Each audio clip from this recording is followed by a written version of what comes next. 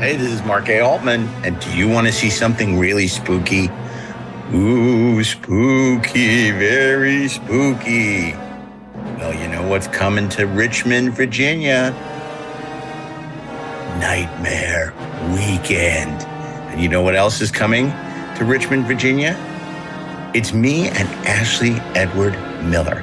Yes, the legendary Ashley Edward Miller that you know and love from Inglorious Treksperts in the 4:30 movie, along with me, as we descend with a bunch of happy haunts on Nightmare Weekend, October 13th through the 15th, in Richmond, Virginia. And we're not coming alone because there's also going to be such great horror icons as Danny Trejo, Tony Todd, and if you don't think we're going to ask him about The Visitor, you're crazy. Richard Dreyfuss, Jeffrey Combs. You know, he did these horror movies, too. It wasn't just Star Trek. We're going to have a very animated or reanimated conversation with him. The stars of American Werewolf in London, David Naughton and Griffin Dunn. Boy, and if Jenny Agutter were there, I think we would probably pay to go ourselves. Cheeto Brothers, Ken Foray. The stars of Fright Night, William Ragsdale and Chris Sarandon. Andrew Devoff. Now, I got to tell you, I've been rewatching Lost. He's really good in that. There's going to be an E.T. reunion with Henry Thomas, Dee Wallace, Robert McNaughton, C. Thomas Howell, and more. And so many other guests, including Laura Birch, Vanessa Shaw, who will probably not be talking about working with Kubrick, although I'd like to talk to her about that. Tim Reed from WKRP in Cincinnati. No less Nessman, though.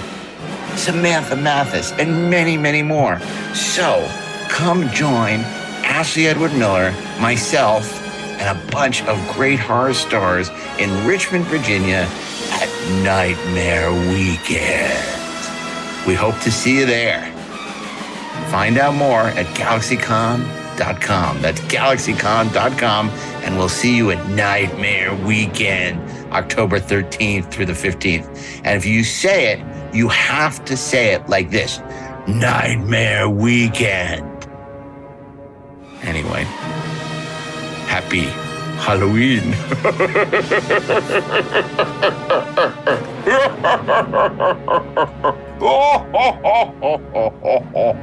Okay, bye.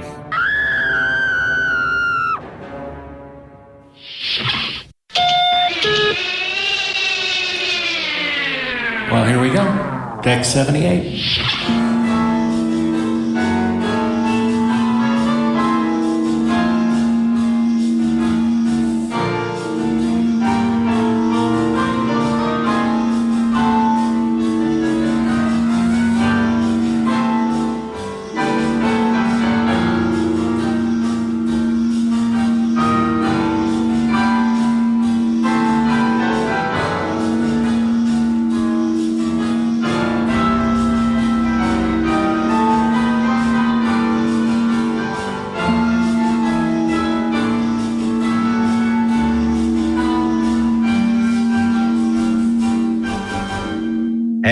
This is Mark A. Altman, and today, Deck 78 is our nerd lair as we welcome special guest Todd Stashwick.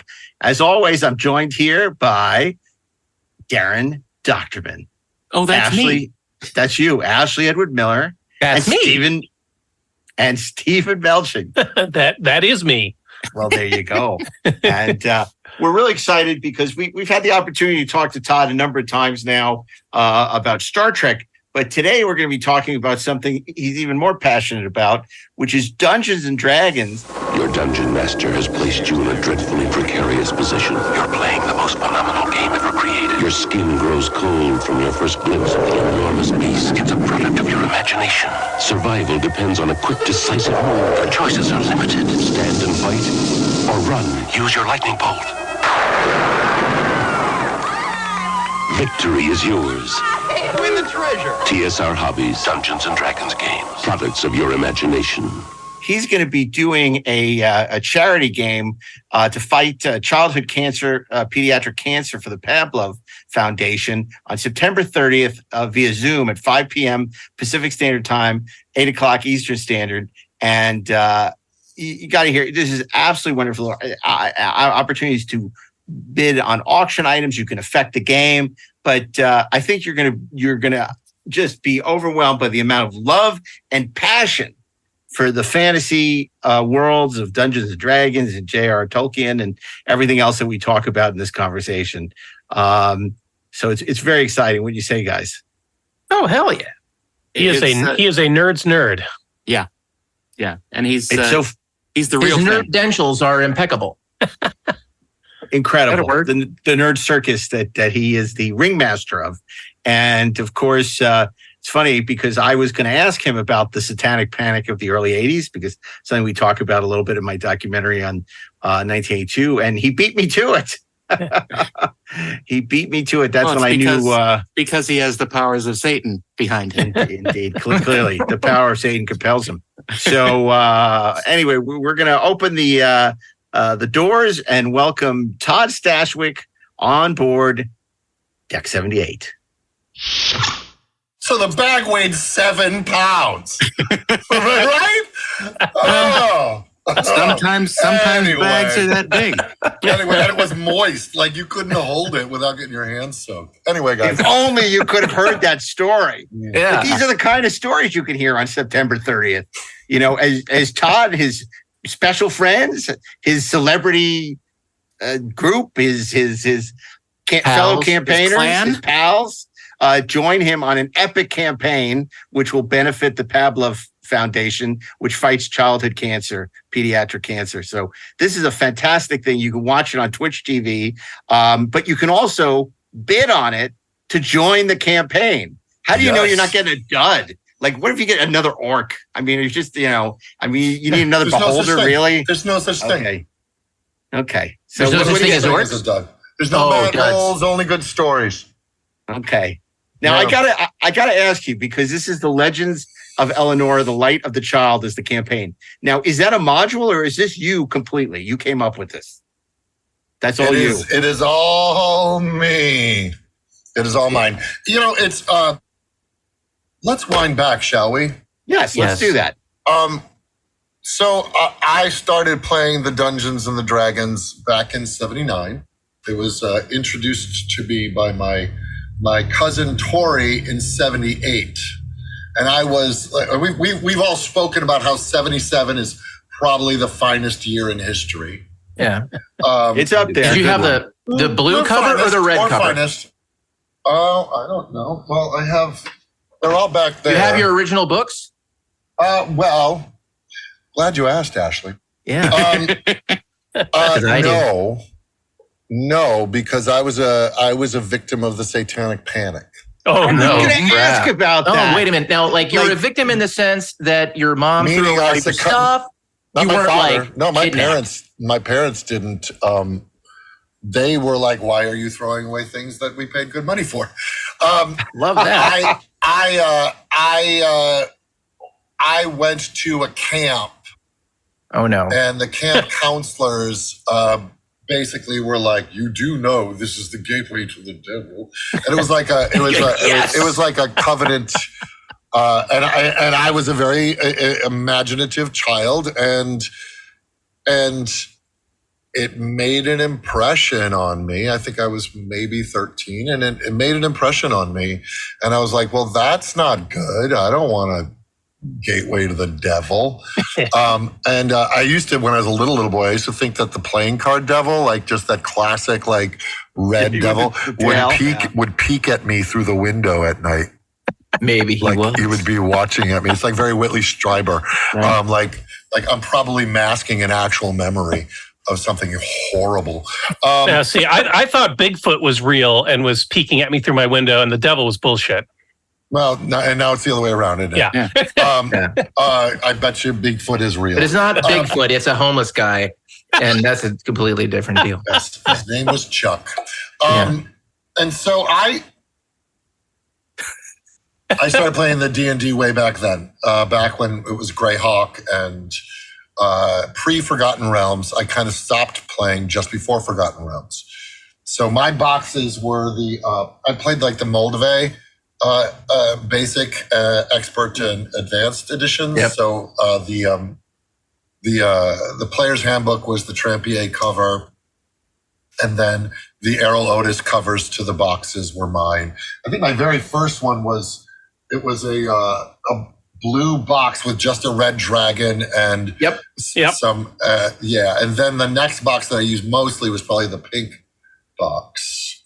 Right. Now, were you already a fan of like Tolkien and fantasy and like Terry Brooks and all that when you got into Dungeons and Dragons? Was that like sort of the gateway? The gateway was probably Rankin and Bass, J.R.R. Tolkien's, both the Hobbit and the Return of the King. Those two loomed very large.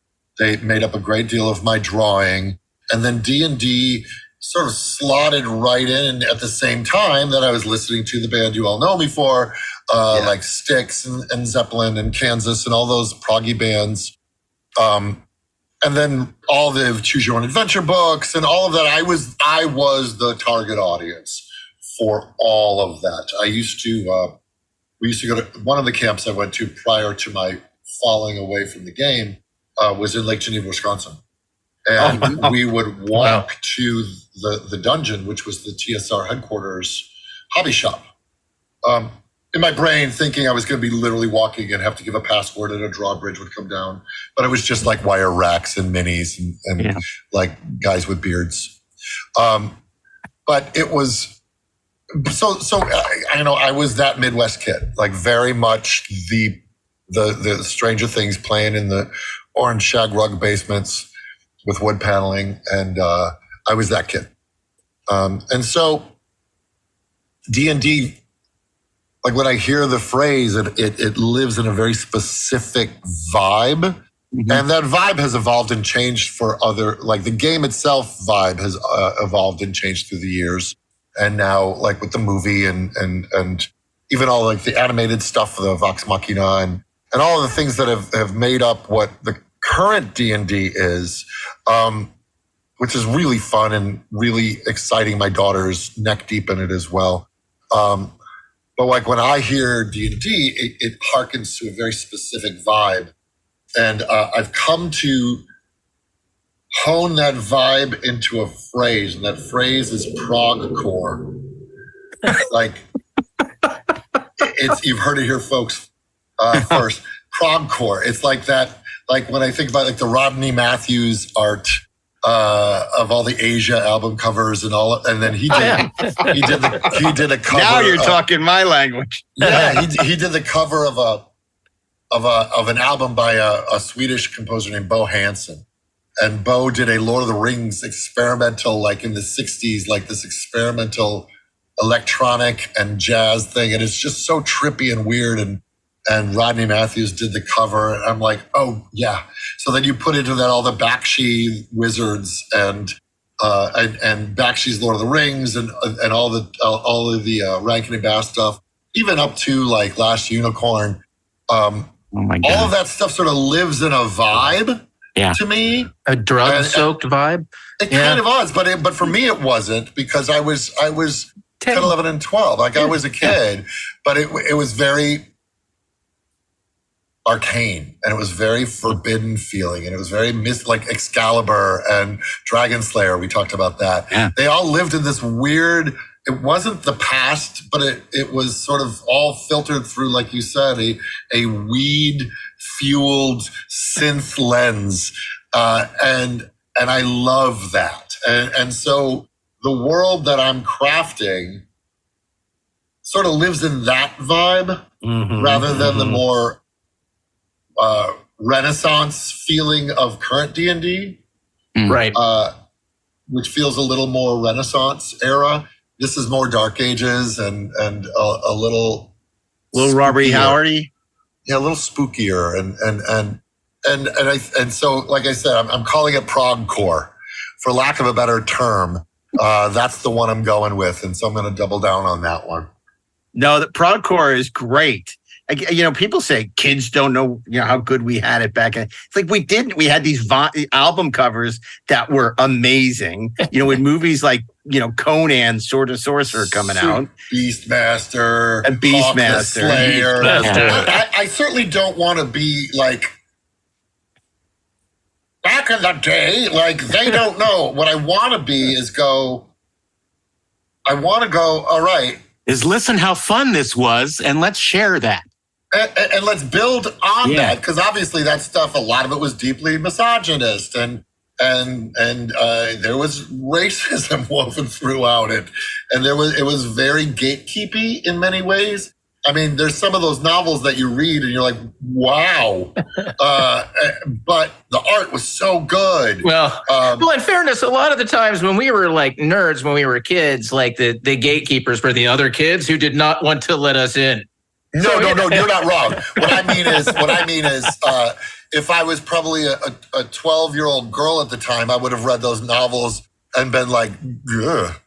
Wow, we're property, and we're so. Right, like I obviously want to rethink certain aspects of it, but there are flavors and moods and vibes and themes and that I want to lean into, and I'm not exactly sure what the end game is. Whether it because I've already started building out a world, and the world starts with the province of Eleonora.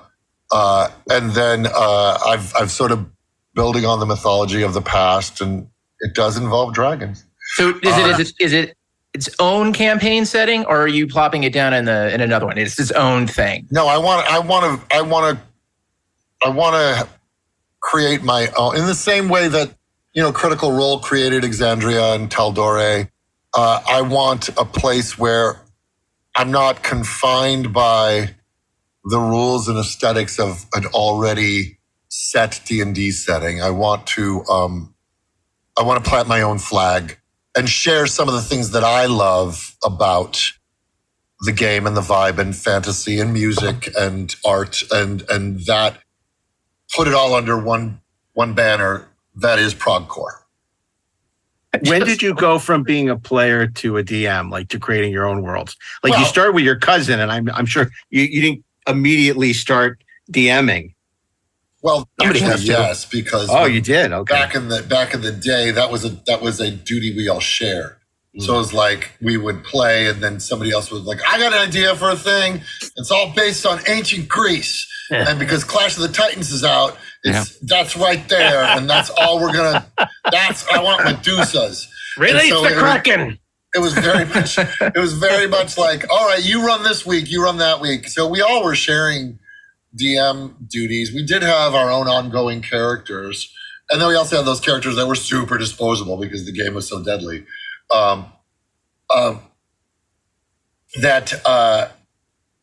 That we all shared those duties. Now, as a grown person, because like I said, I left the game. I started playing the game around 10. 10, 11, 12, 13.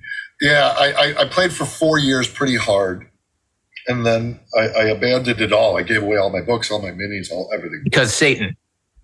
Because of Satan. Right. Yeah, I love that. That is what we were worried about back then. That's why I say we're nostalgic. I mean, look at all the problems we have right now: nuclear proliferation, Russia invading Ukraine, all this serious, climate change. So it's the 80s again. We were worried is that about what you're saying? The dice were possessed by the devil, and mazes and monsters. Rhonda Joffe's Mazes and Monsters. Yeah, that's what people found out about. Isn't it like this Dungeons and Dragons, this mazes and monsters? It's bad. It's evil. I love the idea that like, so some kid went missing, and then it just kind of ran with it. One of my favorite quotes was Gygax said, he's like, "Do you think if I could actually do spells, I'd be a game designer?" You think I would have let my company get sold? Yeah, exactly. That's funny. I've grown close with Luke Gygax, and I'm involved with projects with him, and so it's fun to just I always joke that I'm spending my adult life living the childhood of my dreams. But it's weird I play D&D with Luke Gygax in Lake Geneva, if you had told 10-year-old me that was going to be a thing someday, I would have gone, yeah, that totally tracks. Yeah, I told you that that Luke was the first DM that my son Caden ever had when he was 10 years old. It was his very first D&D game. Luke was running it for his kids. He will never forget that. No, he will not. No, he will not. Now he's a big nerd. Well, he was always a big nerd. Now he's an even bigger nerd. He's growing like a weed. Your son. Yeah. Luke is growing like a weed? Yeah, Luke is growing like, actually, Luke is a pretty big guy. But I think he stopped growing. We don't know. Yeah, we don't know. Quantifiable. When did you rediscover this? After you went to camp, you divested yourself of all this stuff because of Satanic Panic. Yeah. You started your career. I mean, but at that point, you were all in on comedy, on improv and everything. When did you come back to the fantasy? It was a slower roll. I remember, and I've shared this story. I remember being at an audition, and actor Abraham Ben-Ruby was there, and he was like, "Oh, I'm so tired because I was up late playing Dungeons and Dragons," and I was like, "What?" He goes, "Yeah, I have a game with LILLARD," and I'm like, adult humans are playing Dungeons and Dragons again, and now I've come to my senses about Satan, which is part of his plan.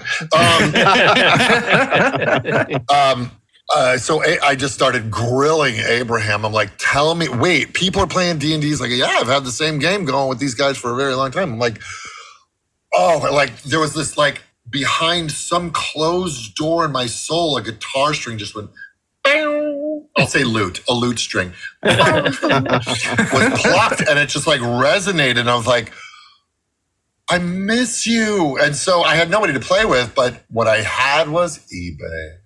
So I went to eBay and I bought all my original books back, just to have them and smell the paper and look at all those covers and that Errol Otis art and Trampier art and all the Dragon magazine. I just started gobbling up all the vintage books just to put on a shelf and look at them and remind me of this kind of all the seeds that bore the fruit of my current career that were planted back then.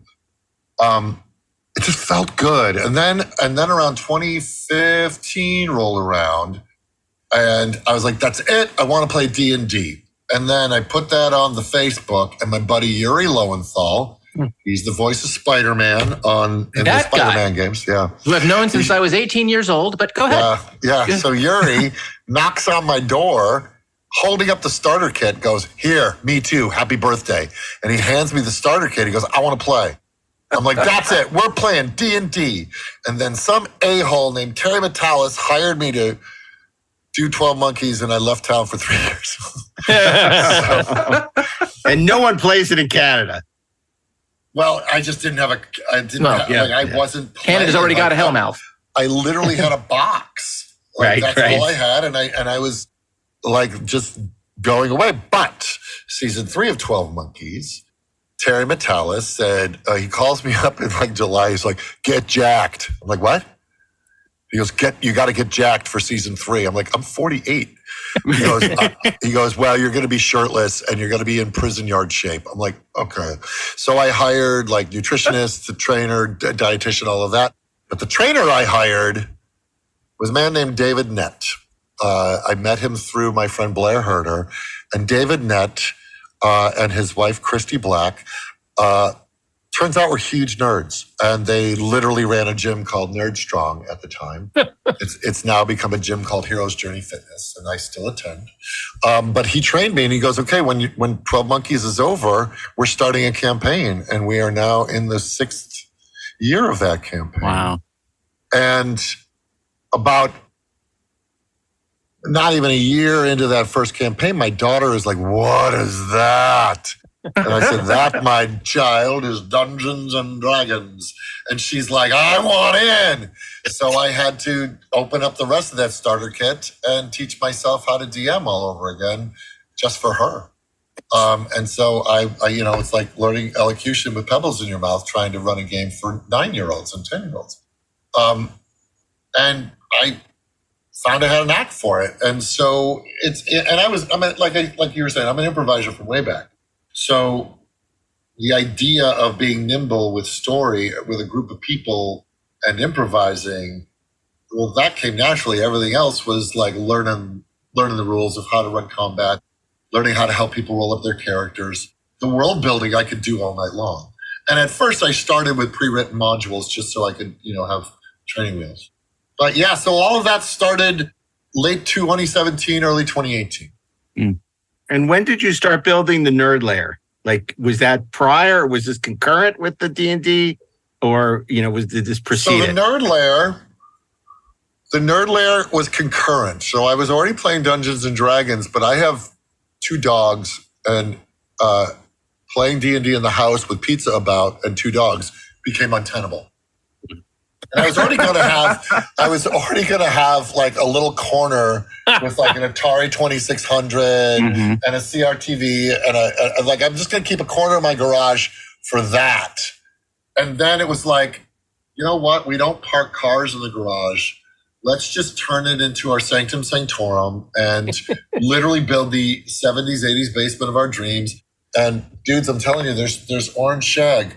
It's a beautiful thing. Yeah, that's great for collecting blood. It just blends right into the carpet. You can't tell. But yeah, like it all kind of evolved very organically. It was like, all right, well, then let's go from there, and then we put in the arcade machines, and then here's like the D&D corner. I don't know if you can see, but that's a dragon head. Wait, you gotta call out those arcade machines you have there. We couldn't see them. They look like is that a Star Wars? Is that a Pac-Man? What do you got back there? So you got Star Wars, Tron, Tempest, and Pac-Man. Oh, nice, excellent. And so no Zaxxon. Oh, I have an emulator somewhere, but there's only so much room. I want to get a Q*bert. I would love a Frogger. I would love a Zaxxon. I would love a Dragon's Lair. Yeah, I need a crazy climber. Oh, it's a lot of it to me. It's about the sounds. Like just listening to Tempest. Yeah, it just fills my heart. And Defender also fills my heart. Just the. By the way, I downloaded some audio file a few years back. That's retro arcade sounds. It's just a mix, and there's different years. There's the 1982 mix, the 1984 mix, the 1986 mix, and it's just somebody just did an hour. It's amazing. Like amazing. wallpaper. So I was in Chicago for a con a few like maybe a month and a half ago, and this gentleman Jimmy Mack, who is one of the co-hosts of Forcecast, Rebel Force Radio, Rebel Force Radio, yeah. And so he like, and listening to those guys talk about Star Wars is like homecoming to me because because Jimmy's got this thick Chicago accent, so he's talking about his favorite film, Star Wars, right? And it's like, so I've developed a friendship with him, and he's like, you got to come to the Galloping Ghost. So the Galloping Ghost in Brookfield, in Chicago, is this sprawling 80s arcade and low ceiling, nothing fancy, just like aisles this big and nothing but arcade machines. Wow. And it was just like so much fun. I have vivid memories of living in that area. In Mount Prospect, there was a huge arcade called Mother's, and it was on this corner, and it was filled to the brim with machines. And one day I walked in there with my cassette recorder and grabbed the whole thing walking around, and I still have that. And it is a time machine. It's amazing. But in answer your very, very long-winded answer to your very short question, the Nerd Lair, it still evolves. But it has landed. It is not in its final form, but it certainly has. It hasn't gone Super Saiyan yet. It hasn't assumed its ultimate form. It hasn't, but it has a vibe, and it is home. And I don't know if I've told you guys, but I worked with a company called the Weathered Dragon, and they build gaming tables. And so we've literally designed the Stashwick, and it actually has my signature. but it has like flaming braziers. Nice. And then it has plugs. And so this little middle part comes out, and it's a LED lit mini, like a mini vault, so I can set up terrain. Holy Nice. And then there's cubbies for books and everything, and cup holders, and yeah. So this is. Do you prefer hexes or squares? Squares, because I'm not outside as much, and you can still do squares. Squares is more of a common language, especially for dungeons, because it's easier to I agree. have the size. We just lost half the room. That's okay. They're the half that don't matter. How dare you? So you're kind of like Chris in the Magnificent Seven, putting together your team to go liberate the Mexican village. So I know that for this particular campaign, obviously joining you. Well, it's just a one shot. It's not a campaign. It's just a one shot. Okay, this one shot. Yeah. So you're bringing in MICA Burton, who everybody knows and loves from Picard season 3, Matt Lillard, who was wonderful and everything, but obviously best known from Scream. But he's also a big D&D guy, and he has his own company called Beetle and Grimm's Pandemonium Warehouse, and they do high-end Dungeons and Dragons box sets for adventures. And he's so inspiring. He just started a D&D inspired whiskey. Oh my God. He is my, I am running to keep up with Lillard. One sip and you immediately start arguing about the rules. Well, yeah, it's all becomes analysis paralysis. But on the side of the bottle is it starts with 0 hit points, and your hit points increase as you start. It's called Casting Unearned Confidence. And then you also have Tawny Newsome, who's going to bring her engineering degree or whatever she has. And she's an old school Second City person, too. Right. A weird combination. She's brilliant in STEM and improv, and it's just like a triple threat here. And then Jack Quaid is coming. Young Jack Quaid will be joining us. Are they all D&D players, or are you bringing them? Lillard, Mika, and Jack have played. Mika and Lillard are probably the most well-versed in the game. Jack probably the third. And then Tawny is just I've never played. I don't know what that is, but I am 100% in. So we're very excited. It's a really cool mix of people and experience. And then we are auctioning off 2 seats for people to join. And right now, the last I checked, it was up to $3,500. Oh, nice! Wow, for a seat. Yeah, let me see where it's at right now. Did they zoom in, or are they at the table? It'll all be zoomed in so that everybody can play wherever they're at. So let's see what it's at. It's at $3,500 with 2 days to go. So this will probably come out after the bidding has stopped. But on the night of the show, you can bid to affect the game. You can donate for. I want to give Mika a reroll. I want to give an automatic critical success to Tawny. I want Stashwick to roll at disadvantage.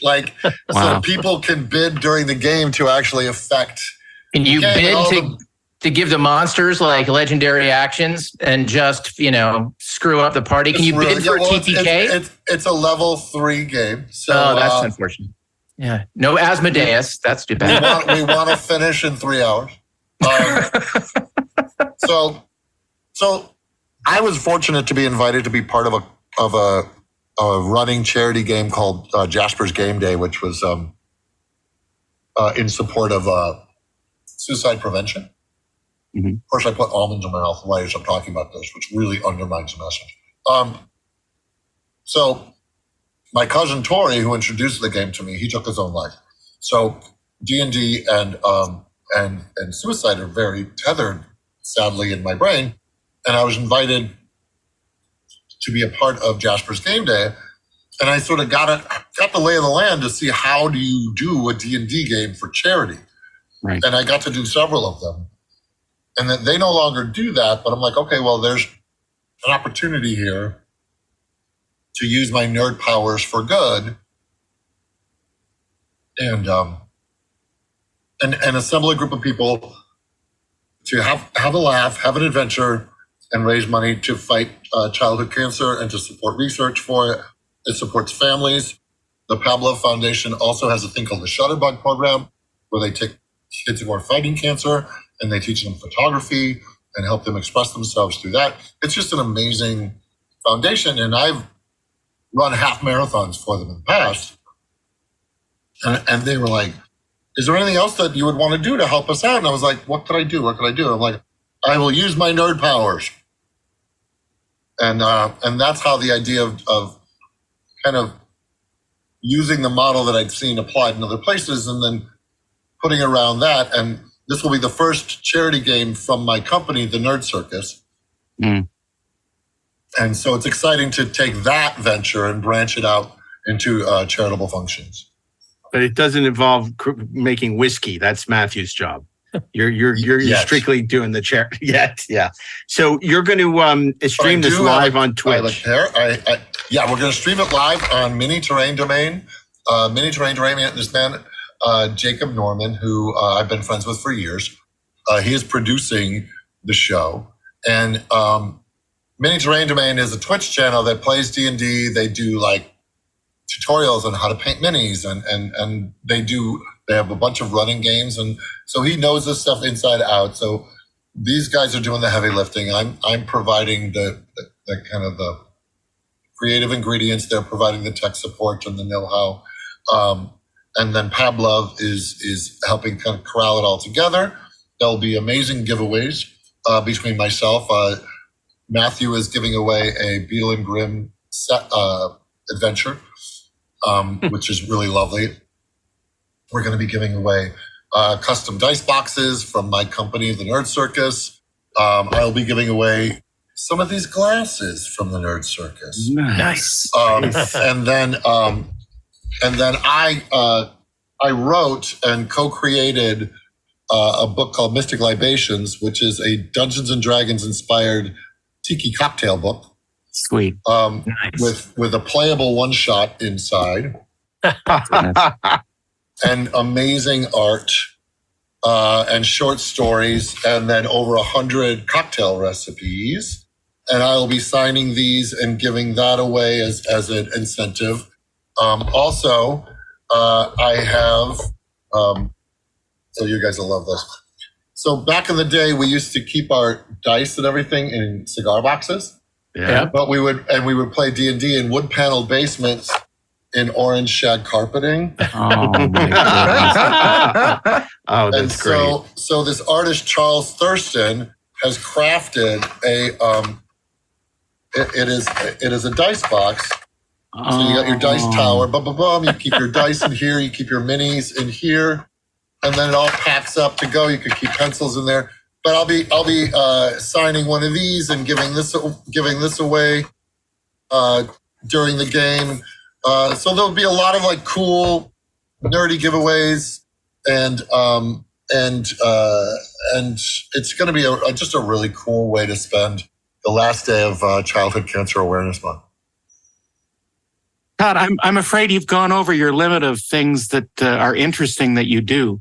I'm sorry, we're going to have to cut out some of those, but just keep mentioning them so that we can have a good selection. I tattooed a guy in Toronto. There you go. Also, apparently you're running out of hours in the day. How in the Sam Hill do you even manage to do all of these things? I mean, you wrote a book that's a cocktail recipe book on top of everything else. You designed the glass, man. Well, my son actually designed the glass. My son is a professional animator. Child labor. I get it. Which was available at Burger King in 1979. That was the point.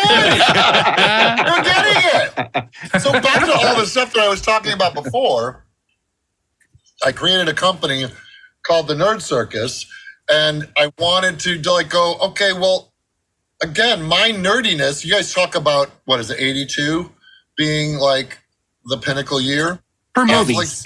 So for movies. So like my nerdiness started very much like my first action figures were Kirk, Spock, and McCoy. It was Mego. Yep. And then Planet of the Apes, and then Kenner Star Wars, and then D&D and Rankin and Bass Hobbit. So my nerdiness lives in the late 70s, early 80s. So during lockdown, I'm like, I need to do something. And so I wanted to create a nerdy merch site that sort of celebrated that vibe. And so I came up with the Nerd Circus because it felt kind of proggy. And so I wanted these to look like the Burger King glasses. Oh, that's hysterical. Perfect. And so it's my nerd lair. It's me. There's me. and there's my arcade machines. Oh my goodness. And then there's this is a character my son created. And there's the easy chair and the Atari. And these are our dogs. Beautiful. And there's a comic book spinner. And then there's the it's the train. And there's Satan. The gates of hell to see Satan. It is. It's like screw you, Satanic Panic. I'm walking right into the mouth. And then there's their D20s on the little torches. Wow. And so they're Mai Tai glasses because I got a cocktail book. Yeah. Which we should have gotten before the podcast so we could have come prepared. That's right. We could have sampled your libation. I actually will, by the time this airs, I will be selling signed copies as well on thenerdcircus.com. So they will be. We know what we're buying at the next GalaxyCon. That's I'm right. not bringing them because they heavy. They're heavy? Okay. Yeah. Well, Okay. I just got to tell you that Migo Gene Roddenberry approves. Oh, dude. Who made Migo Gene Roddenberry? I made Migo Gene Roddenberry. Do you know anybody that would make a Migo Shaw? Maybe. Oh, I think we might. That I think the head from the Planet of the Apes astronaut might be painted correctly to represent. Was that Starsky or Dan Lauria? Was that from your Dan Lauria action figure? It was the dad from the Waltons. Yeah, it was. With those fun adventures that we used to have. Oh, I loved playing Waltons. It's almost as fun as playing Sweat Hogs. That's right. Exactly. I had the Fonzie Migo. Oh, the Fonzie Migo was amazing because he would always say "A." I did an episode of a show with Henry Winkler. Yeah.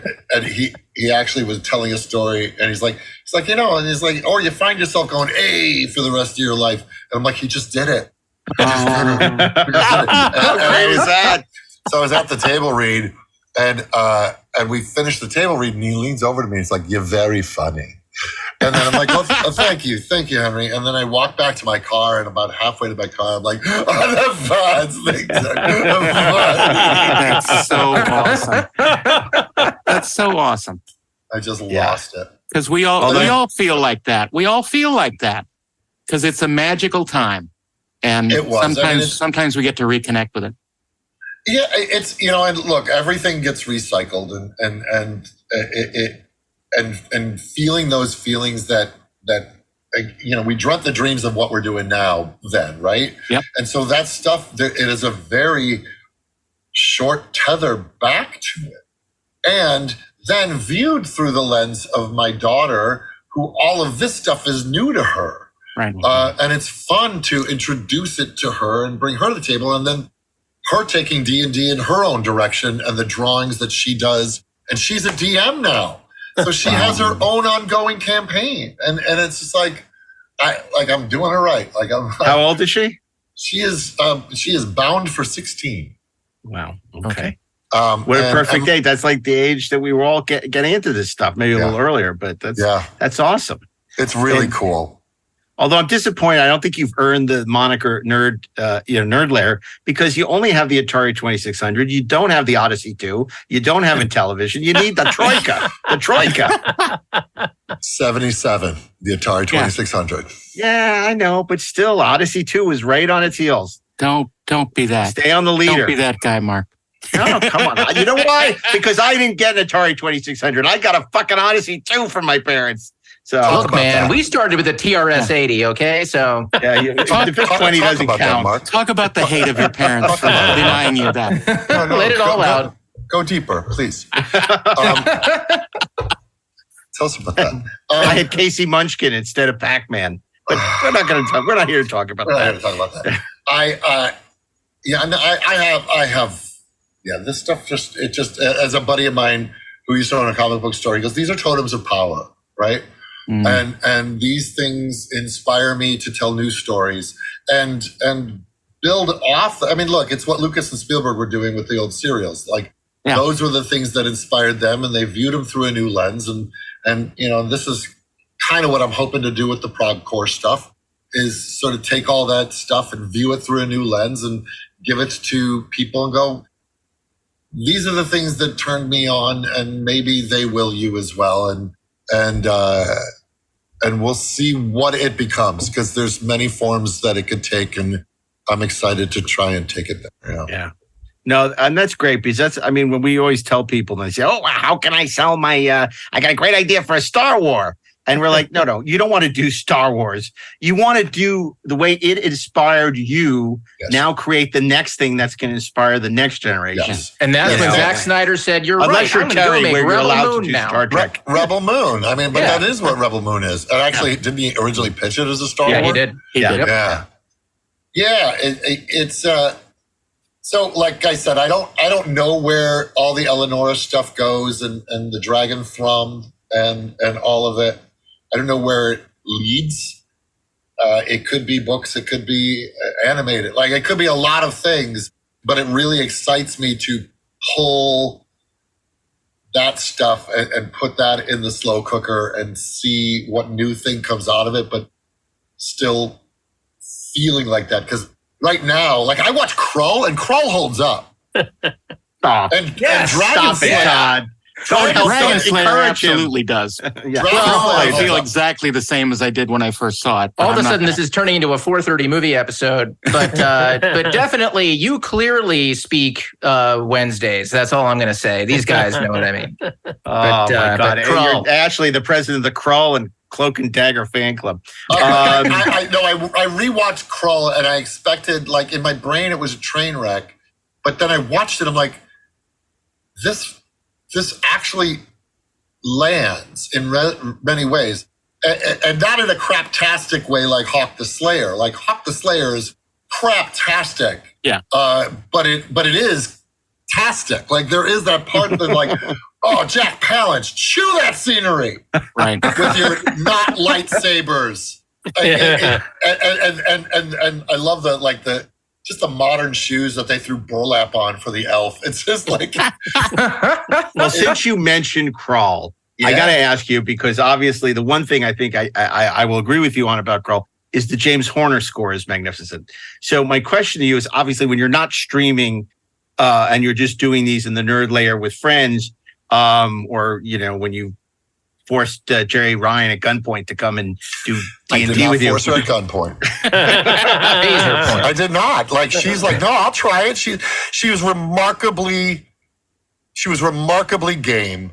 I think ultimately it was like she thought it was going to be maybe more of a board game. Right. And I don't think she expected as much improvisation, but she had a blast and she was laughing her butt off. I don't expect her to come back. I think it was a one and done. You scared her, didn't you? Well, I don't think I scared her. I just think she just got a taste and went like, okay, I get what this is. It's not necessarily something I want to do on the regular, but I'm glad I did it. And I don't know if I'll do it again, but it was cool I love bringing new people to the table, because some people, Sylvina, she's the one who applied all the 7 of 9. Right. She was the makeup head. She's like, I am in. I am clearing a room in my house. I am playing D&D for the rest of my life. So there's something a lot of people are like, wow, I'm sad I came to this so late. Yeah. And I really want to play this now all the time. It's never too late. But you have the rest of a question there that I... Yes, my question is this. When you play, do you ever have, because I know when we write, we often have scores on. Do you listen to music, and if so, is it Styx, or is it Basil Polidorus, or is it Wagner, or what James Horner? It depends. I did just finally splurge and bought the 3-box set of the Horner, Lord of the Rings. The Howard Shore Lord of the Rings. The Howard Shore, the expanded version. Each one is 6 discs. It's so good. Mm-hmm. It's got humming tracks. So yes, one of the big things I do is I go to Bandcamp and I will just put in Dungeon Synth, and then I will pull up one of those. And there's a lot of really cool, like 8-bit stuff done by Germans. You got to be careful because some of them are fascists, but but there's a lot of like really cool. There's one guy called the Hole Dweller, and it's very much inspired by Bilbo and all of that. And then there's some that have like this arcane, like echoing, like it sounds like incantations or Heilung or something like that. So I love a lot of deep dive on Dungeon Synth. And then again, I've been listening to a lot of that Bo Hansen Lord of the Rings album, which is just so weird and wonderful. And it's progcore, man. It's so good. So yeah, I do a lot of that when I'm writing my my adventures, my one shots, or if I'm working on I have a couple ongoings. But what I will often do is pop on headphones and then get on my bike and then ride the neighborhood to just work out writing problems, but listening to Dungeon Synth and stuff like that, just to keep me in the pocket of the vibe that I want to write to. This reminds me of something. Back in the day, did you ever listen to the on NPR, the BBC Lord of the Rings radio show? I haven't. I should. Oh my God. You would love it. It is amazing. It was edited by Brian Sibley, who wrote a bunch of books about Lord of the Rings, but its structure is that of the films. What? The films took their structure from this. I want to hear this. It stars Ian Holm as Frodo. It's amazing. You will and absolutely Mr. love Bean it. as Gandalf. But I have heard the Star Wars good. radio plays. Oh, the Star Wars radio shows, which are amazing. I did, the first two. I'm going to grab more of your Devil's Shoes. It's a little promo for his mixology book. Ooh, we'll be right back. With Todd Stashwick talking about Satan, the Legends of Eleanor in just a moment. And we're back. During the break, 7-pound bag. So when I finally decided to tackle Silmarillion, and the beginning of that book is very biblical and mythological, and it's hard to sort of wrap a visual head around it because it's all in the beginning. There was the song, and Iluvatar wrote the song, and Maiar sang that. Like I don't know what I'm looking at. Yeah. So I found a podcast called the Prancing Pony Podcast, and they would in 2 to 4 to 6 hours would break down each chapter of the Silmarillion. So I would read a chapter and then I would listen to the podcast, and it was like taking a masterclass on Tolkien, and it was really rewarding, and it was probably the only way I would be able to get through the book. But now it has paid off in dividends because I'm prepping for a big trip to New Zealand in October. Nice. And so we watched we put up the backyard screen and digitally projected, and we watched over the course of a week the extended editions. Yep. And so, which is kind of the only way to watch them. And I'm going to say, maybe not a controversial opinion, but it's the finest trilogy ever made. In terms of verisimilitude, like it is. And consistency. Yeah. Yes. It is. They're just so good, and reduce me to tears more than once. They're just so good. And it's great to listen to Richard Taylor talk about how they handmade all the weapons. It's really wonderful to listen to, and you can hear every detail of making the chainmail bit by bit. Yes. But what's cool is that after reading Silmarillion, to then look in Elrond's chambers and see Telperion and Laurelin on a tapestry over his shoulder in the background, I'm like, I know what that is. They got everything. The level of appreciation. And then when Aragorn's singing the tale of Beren and Luthien, and I'm just like, which might actually be my favorite Tolkien story. And I'm not saying they shouldn't make the film with me and Lucy Liu, but I'm not saying they shouldn't. I'll play Beren. all day long to Lucy's Luthien. It's a great story if you haven't read it, and they've collected it they pulled it out of the Silmarillion because I guess there's several different versions of it. Right. But there is a book called The Tale of Baron Luthien, and it is beautiful, and it's adventurous, and it's harrowing, and it's funny, and it might be my favorite Tolkien story. And they haven't committed it to film yet, which they should. But yeah, so I get to go to Hobbiton, I get to go to Lonely Mountain and Lothlorien, and all of the shooting locations in October. You get to fight a Balrog in the mines of Moria. I do. He shall not pass. I'll say it. And you get to go down and visit Cuba Petey. I don't know what that is. It's one of their locations that they would talk about on the commentary. We're starting in Queenstown, where we take this little safari to all of the shooting locations outdoors. And then the next day we will fly to Rotorua and drive to Hobbiton, where we'll get a little tour, and we get our own table at the Green Dragon Inn. My God. And it's my birthday week. So nice. I got to ask you, because you told us at GalaxyCon you never played Traveler. Did you play Star Trek role-playing games or Starfleet Battles or any of that stuff that was so popular in the 70s? No, I did not. The games that I played, of course, were Top Secret. Right. Gamma World. Yep. D&D. And then another game that I went and bought the box set for. Boot Hill? Not Boot Hill. It was a time travel game. I bought it. Where'd it go? It's on the shelf somewhere. Anyway, I can't find it right now. It's traveled back into the past. Yes, it has. I have to catch up to it. But it was a time traveler game, and it was really, it was very fun as well. So those were the primary RPGs that I played. And then as a grown-ass man, I've played Vampire the Masquerade and Numenora and Mazes, which is a really good kind of 1979 OSR emulator game by Ninth Level Games. Really fun, easy to teach, and the GM never rolls.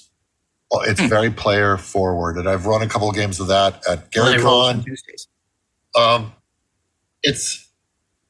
I've dipped my toe in quite a bit of the newer stuff too, and I just, it's a great way to spend a life, as Matthew Lillard has said. Great, that's fantastic. Well, this is going to be an incredible event, September 30th. Twitch TV. Where can they go to find out more or to bid? Well, if you follow me on Instagram, I will be completely updating a lot of the information. On the day of the game, there'll probably be two different sites. There'll be the site that you can bid on, and then Twitch, where you'll be watching the game. So you can probably bid while you're on your phone and watch the game on your laptop or PC. And the game itself will be run, like I said, on Mini Terrain Domain, Twitch channel. So like Mini Terrain, like one would play on D&D, Mini Terrain Domain. The 30th, 5 p.m. Pacific time is when the game will begin. Bidding, and other than bidding, you can also just donate. For just for the heck of it, with no incentive, just to go, I want to, help children with cancer. Other than and then throughout the game, like I said, your roles can affect, or your donations can affect the actual gameplay. And it's all just for fun and to see a bunch of knuckleheads roll some dice and tell a story. And where are you on Instagram? Is it under your name? Todd Stashwick. No, T Stashwick on Insta. Todd Stashwick on X. On X, yes. Formerly known as Twitter. The artist formerly known as Twitter. Yeah, it's now just a symbol. So they have a lot in common with Prince. That's right. I think that's the only thing they have in common with Prince. But look, this is so exciting. It's so great you're doing this. You put together a great group of people, and we're so glad that you could join us today. Hopefully it'll be the first of many. Hopefully it'll be the first of many. I mean, if it does well, it might be something we do a couple times, 2 or 3 times a year, as we would say in Chicago. Couple, 2 or 3 times. And it's fun for me. It's fun for the fans who get to see people kind of letting their guard down and telling a new story. You know, that's what I love about story is without getting too maudlin. Story is their empathy machines, and they give us a chance to kind of see the world through other people's eyes. And I think Trek does that really beautifully. Gives us a chance to question and think and see through others' eyes. And that is, I think, the solution to all of this nonsense that we go through is going, oh, wait, maybe my own worldview isn't the only worldview. What? I know. Ridiculous. So yeah, I know. Insane. And question our assumptions about people. I mean, people may have thought they sized up your character after the first episode, and you went from I want that guy dead to people being, in tears at your death. I can't speak to that right now. No. Yeah, that's right. I'm saying it. I'm saying it. We can. So you can say whatever you want. That's right. Look, I have been humbled by the amount of kindness that has been shown to me after working in space. It's been overwhelming, and to keep it on topic, the amount of crossover of nerddom between D&D and outer space, absolutely, is wonderful. Which is part of the reason to kind of bring the people to the table that I brought. Is going, well, here's a group of people that you may not have realized are as nerdy as Stashwick is. But also, Star Trek fans are very philanthropic. They've always been since the very beginning. They step up. Yeah. Which is great. Which is a great part of the fandom. It's really exciting. And so, we're going to make a T-shirt that'll be available at the Nerd Circus for charity based on the game that you can buy and own and wear proudly. And I think there's anything else, like I said, it'll hopefully be the first of many.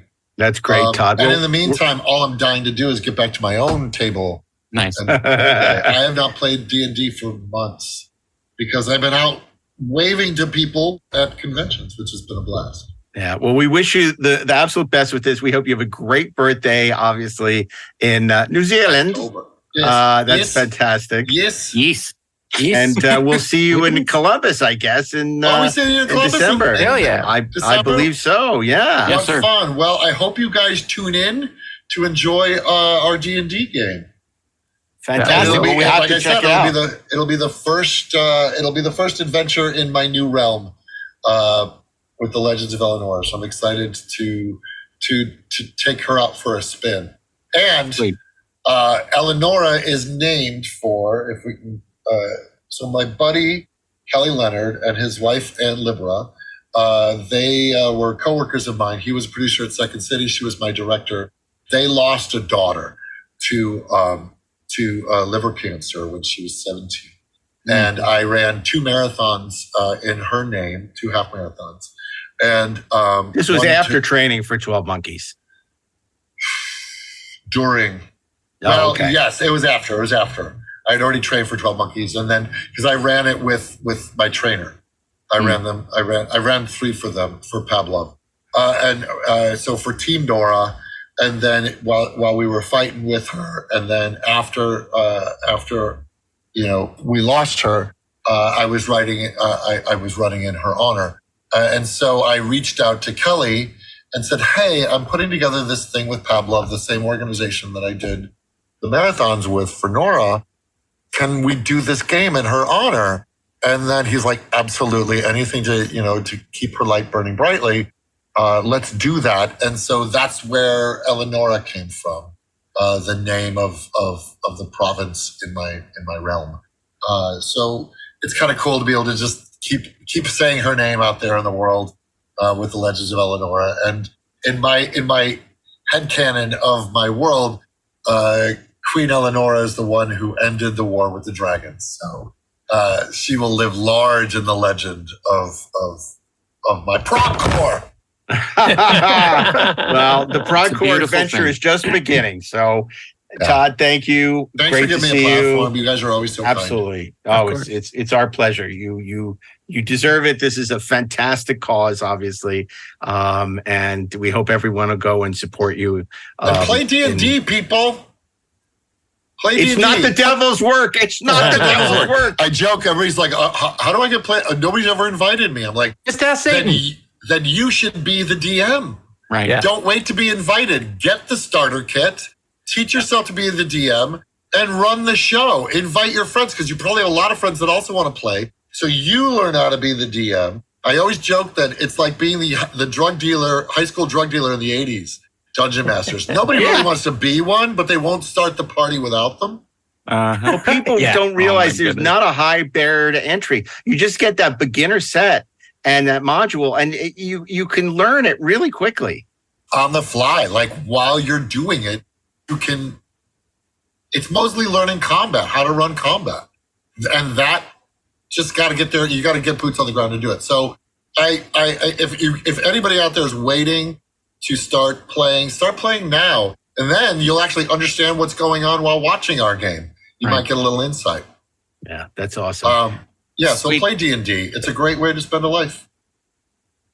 Cool. Thanks for sharing. Thank you, Todd. For sharing one of your passions. Always roll with advantage. Nice. That was great. And I had to laugh because, of course, he kept mentioning all these people like Yuri Lowenthal, who's actually one of your best friends, who was the star of your TV show with Steve Melching. Steve was not the stars. This TV show you did with Steve Melching. Steve was a star, but like in a different way. For Netflix. So that was funny. Yeah, I mean, it's always old home week, especially when you're talking to the old geeks like us. It's like, look, it's there's a Venn diagram that has a high crossover rate.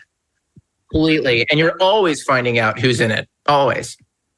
And I was amazed at how his D&D journey precisely mirrored my own D&D journey. It was fascinating.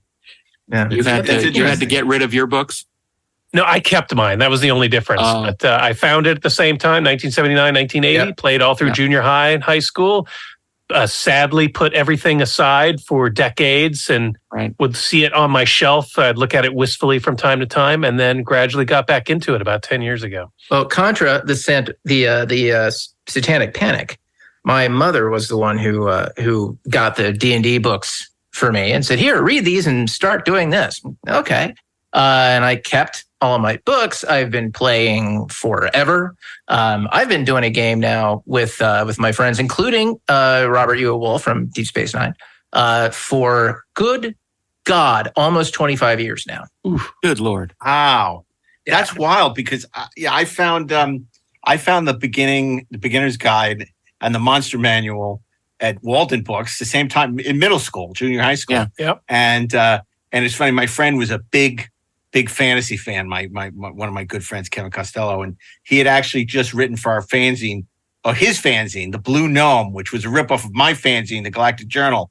And he wrote a story called The Rings Still Live, which I continue to give him shit for this. I said, yeah, you do a sequel to Tolkien. That's great, man.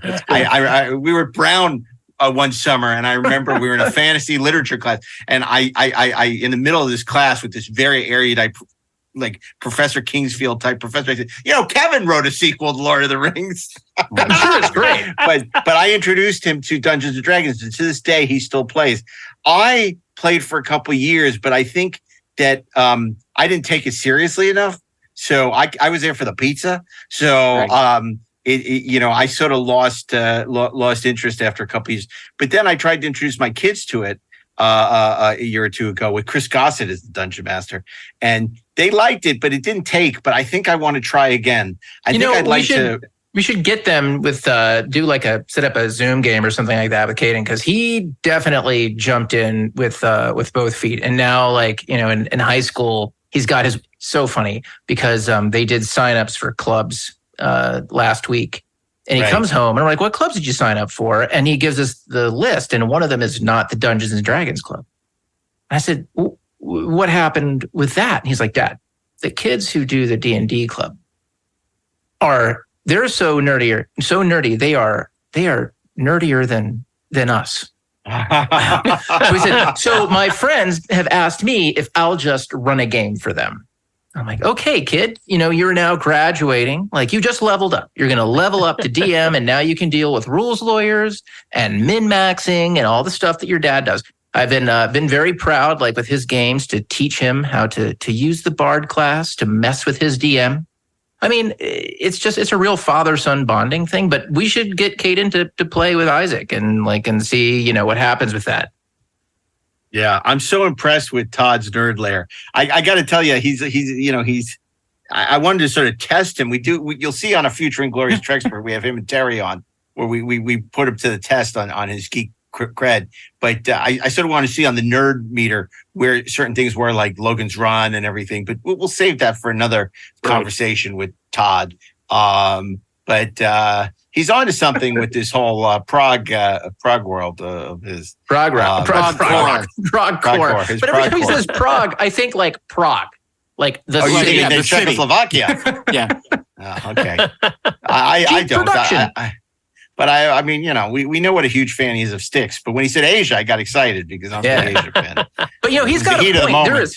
There's something very particular about that style of album cover that does feel very D&D. And somebody brought up Yes. Totally. I'm like, my God, can you imagine getting Yes? I mean, you can't now, but imagine getting Yes to just do the score for your D&D inspired. Well, Eric Wallace, I'm surprised he didn't get them to do the score for Flash. We all know Eric Wallace is a huge fan of Yes. Dude, it's Yes. Yes. So funny. Speaking in Russian, they're da.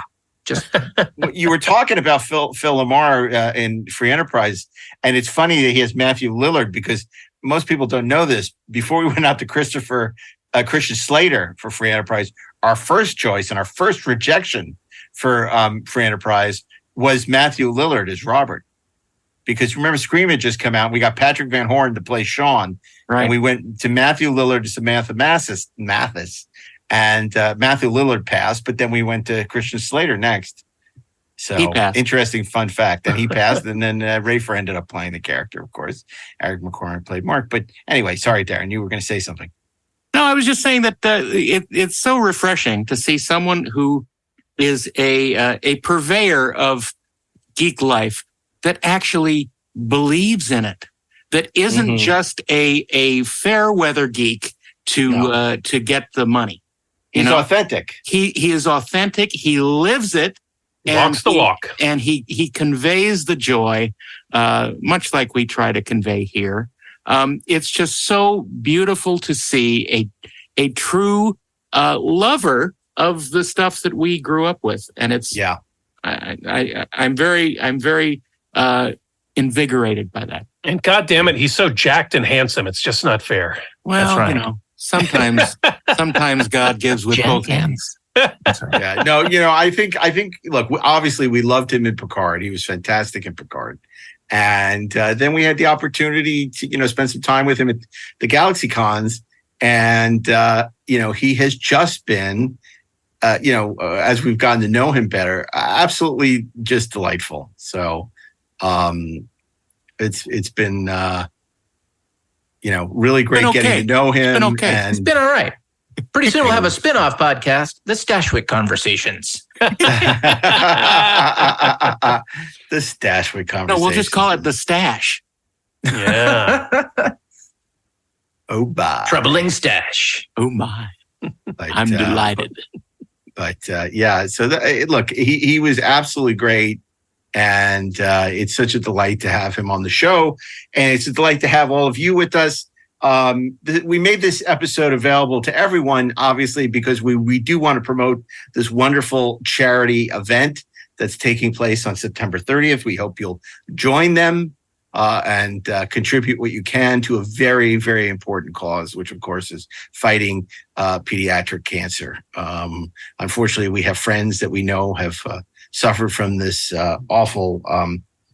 It's just one of the most horrible things you can imagine. So anything you can give would be, terrific. And enjoy a fabulous. I'm sure it's going to be a great night with some great people. A lot of Matt Lillard and of course Tawny Newsome and Jack Quaid, who are all delightful.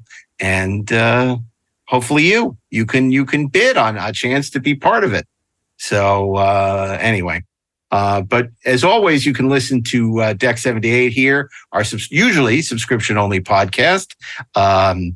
You can subscribe to Deck 78 either on Inglorious Treksperts, where you can listen to it on Inglorious Treksperts Spotify, or you now can subscribe through the 430 movie feed and subscribe on Apple Podcasts, and you can listen to Deck 78 on Apple Podcasts. And there'll be other bonus podcasts as well as special screenings coming up throughout the year. So this is a great way to be part of the Treksperts podcast network family and support us as we produce more content and to mix more and do all kinds of stuff and try and introduce even, broaden the horizons. So hopefully you'll do that. And you can follow us on Inglorious Trek or Inglorious Treksperts on Instagram, Twitter, now known as X, and all the other social channels as well, including Facebook. So hopefully you'll join us there.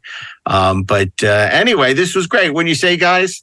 Amazing. I think we got to come to the point where we say the dungeon is closed. I think we critted this one. That's a whole different thing, though. I think when you say that, Darren. I see. All right. Well, yeah. I think it's better if we rephrase that, Laddie, and say the nerd layer is closed, and we'll see you in 2 weeks. It's not layer. It's lair. Lair. Yeah, layer is a different deal. Maybe we're back in the dungeon. Anyway. Anyway, thank you so much for joining us for this very special episode of Deck 78. We'll be back in 2 weeks with an all-new episode.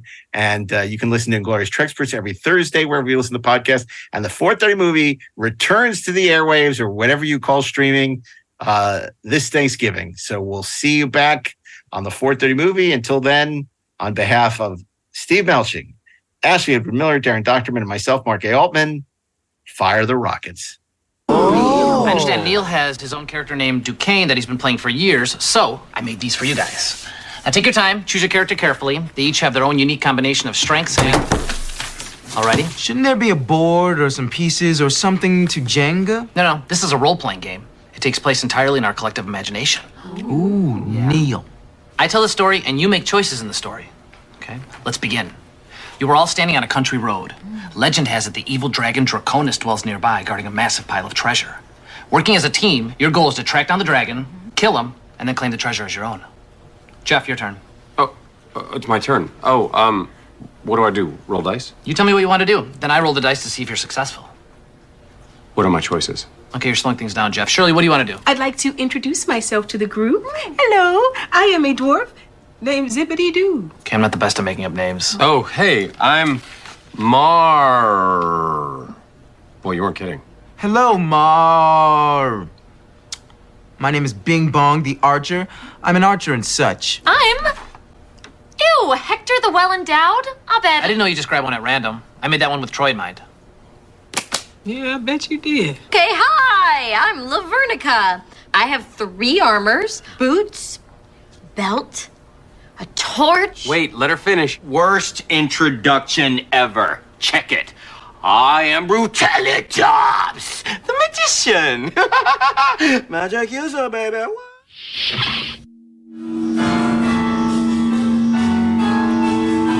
Deck 78 is an exclusive podcast from Treksperts Plus.